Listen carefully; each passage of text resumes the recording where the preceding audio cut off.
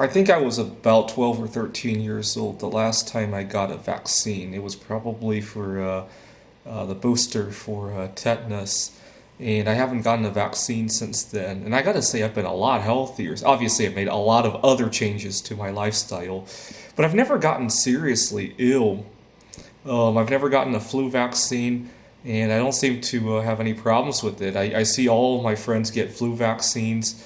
I used to have a big fear of being close to somebody who recently got a flu vaccine. I thought the stuff in the vaccines could spread. Every time I heard somebody got a flu vaccine, I would social distance from them. This was before we even knew it was called social distancing. But I got a big fear a few years ago because a new vaccine had been introduced for HPV. And I remember there was news that it would be mandatory for everybody up to age 26, if I remember correctly. And I distinctly remember the day I turned 27, and they still hadn't made it mandatory. I thought I had gotten away with it, and I wouldn't be pushed into the vaccine. But then they raised the age to 46, and so I got some more years to go. But my excitement was kind of short-lived because this year we might be forced to take another vaccine. And what gets me really concerned is that we talk about how we're all in this together and how we got to help each other, even if they're from another country, even if we're at war with that country. But then I see how many vaccine doses we have. We have 2.6 billion of or at least we've claimed that many. And the ones we've already purchased is about 1 billion. So we've purchased about 3 vaccines for every person here in the United States, and we're planning to purchase about 8 vaccines per person. It doesn't sound like a humanitarian goal anymore when we're doing that. It sounds like some kind of agenda that they're trying to push. Maybe they're trying to see how much people will comply with them. They're trying to trace us, right? Maybe because when we go to get a vaccine, there's a potentially some kind of medical documentation, right?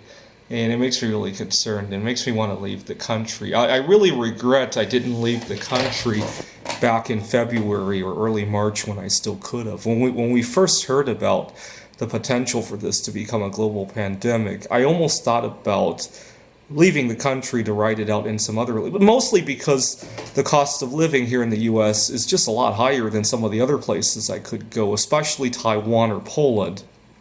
And had I left, oh my God, I could have spent the last 8-9 months in Poland. I could have been sitting on a big pile of investments right now with the lower cost of living. I could have accumulated probably another 500 to 1,000 ounces of silver easily, just from the reduced cost of living. And unfortunately, I stayed back in the U.S. where I faced a lot of, I talked about this in other videos, a lot of biases, discrimination, and well, I probably face all that in Poland, but at least I have something to show for it.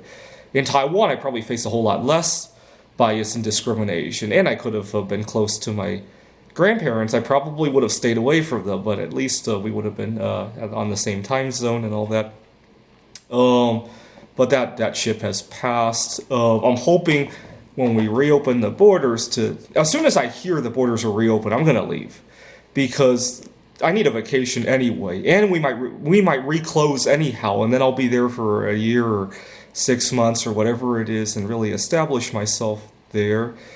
Hopefully I'll meet somebody there and I'll make that arrangement permanent, right? Then I'll get to stay in the country forever, especially Poland.